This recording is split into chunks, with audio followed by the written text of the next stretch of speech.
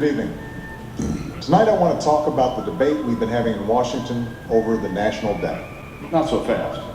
For the last decade, we've spent more money than we take in. Those days are over. In the year 2000, the government had a budget surplus. But instead of using it to pay off our debt, the money was spent on trillions of dollars in new tax cuts, while 2 wars and an expensive prescription drug program were simply added to our nation's credit card. The largest spending binge in American history.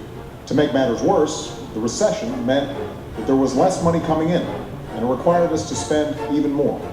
A stimulus bill that was more effective in producing material for late-night comedians than it was in producing jobs. But basically, the debate has centered around 2 different approaches. The solution to this crisis is not complicated. The first approach says, let's live within our means by making serious, historic cuts in government spending. And he wants a blank check today. Let's cut defense spending at the Pentagon by hundreds of billions of dollars. Not so fast. Let's ask the wealthiest Americans and biggest corporations to give up some of their breaks in the tax code and special deductions. This is just not going to happen. And to his credit, this is the kind of approach the Republican Speaker of the House, John Boehner, was working on with me over the last several weeks. I'm John Boehner. The only reason this balanced approach isn't on its way to becoming law right now is because a significant number of Republicans in Congress are insisting on a different approach. It's called the Cut, Cap, and Balance Act. Most Americans, regardless of political party, don't understand how we can ask a senior citizen to pay more for her Medicare before we ask a corporate jet owner or the oil companies to give up tax breaks that other companies don't get. Which we believe is the best way to stop Washington from spending money that it doesn't have. That's not right. It's not fair. If you're spending more money than you're taking in, you need to spend less of it. What we're talking about under a balanced approach is asking Americans whose incomes have gone up the most over the last decade, millionaires and billionaires, to share in the sacrifice everyone else has to make. This is just not going to happen. So, we're left with a stalemate. You see, there's no stalemate here in Congress. Now, what makes today's stalemate so dangerous is that it has been tied to something known as the debt ceiling. The American people will not accept an increase in the debt limit without significant spending cuts and reforms. In the past, raising the debt ceiling was routine. Since the 1950s, Congress has always passed it, and every president has signed it. Those days are over. President Reagan did it 18 times. George W. Bush did it 7 times.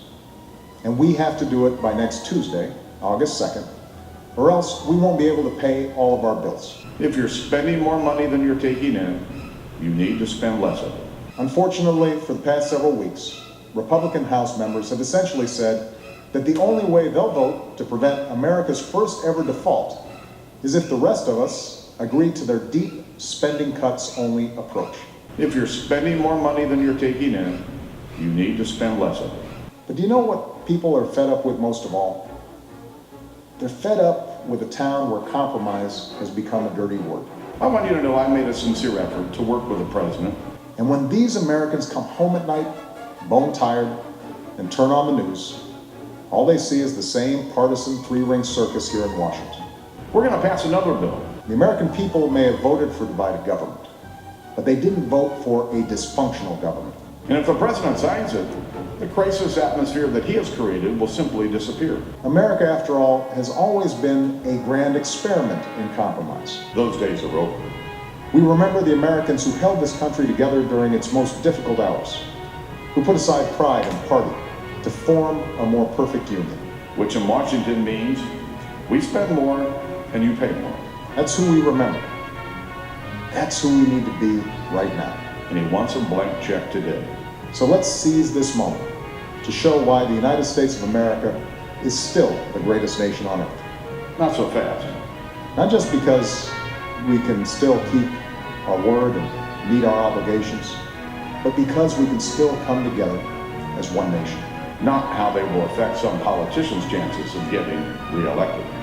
Thank you. God bless you. God bless you and your family.